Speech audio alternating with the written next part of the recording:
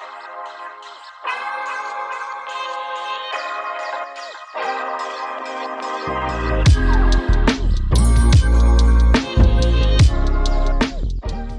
halo, nama saya Samuel Rianto. Saya jurusan arsitektur dari UPH tahun 2007. Saya lulus tahun 2011, terus kemudian dari 2012 sampai 2014, kurang lebih 3 tahun saya bekerja di salah satu konsultan di Jakarta.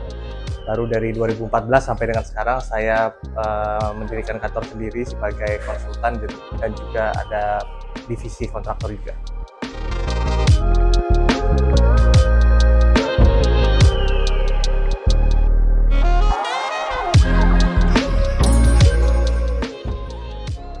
Yang saya paling ingat dulu ada beberapa dosen saya yang praktisi ya.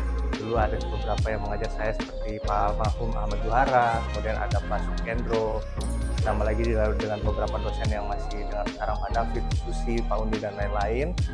Nah, ajarannya itu menurut saya untuk mengajarkan mental, mengajarkan desain, terutama juga pas studio-studio akhir itu dengan praktisi kita banyak diuji mental, diuji desain kita secara praktis ya.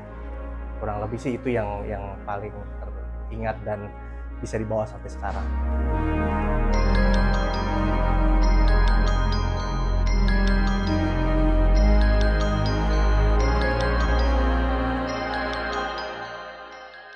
Oke, yang paling berkesan pertama field study-nya. Jadi setiap semester itu kita biasanya ada trip. Nah, kalau di zaman saya dulu ada trip ke Jogja. Kita napak yang karya-karyanya arsitek Romo Mangun. Kemudian kita ada juga ke Singapura yang bareng sama teman-teman semua, ada ke Bandung juga bahkan, dan itu semua jadi memori yang nggak terlupakan lah. Kemudian hubungan dengan dosen juga sampai hari ini sangat baik. Kita terkadang baru sekarang ngerti maksudnya apa yang mereka ajarkan itu kita baru ngerti sekarang gitu, apa manfaatnya, apa gunanya, dan yang bisa kita aplikasikan dalam pekerjaan dalam praktis.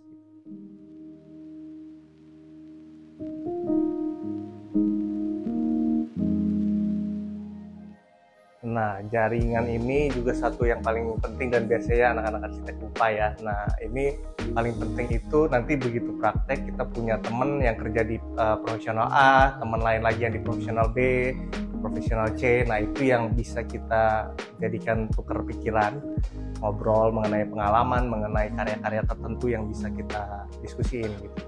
Kurang lebih seperti itu.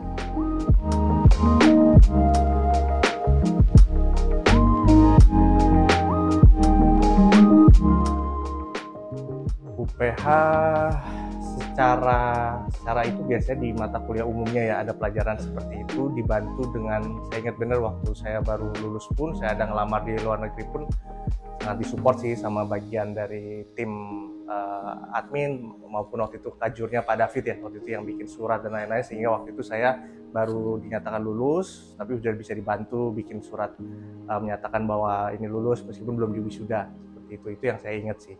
Terus kemudian pengalaman sama praktisi-praktisi sih yang mungkin cukup membekas dan tidak dilupakan.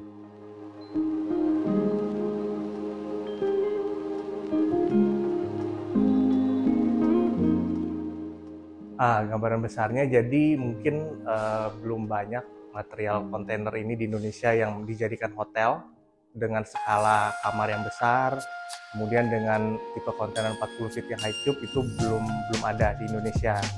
Adanya yang mungkin 20 feet ataupun hanya sebagian kecil aja.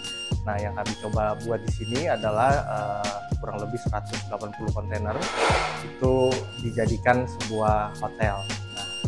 Nah, terutama juga arsitektur di dunia ini kan sedang bicara tentang sustainable, gimana adaptive reuse terhadap suatu material, terhadap satu konstruksi, cara kerja konstruksi dan lain-lain. Nah, kontainer ini yang kita pakai ini kan kontainer yang di reuse atau kontainer bekas dengan kondisi 70-80%. Jadi kategori bangunannya ini atau kontainernya ini sebenarnya kontainer yang sudah tidak bisa dipakai lagi.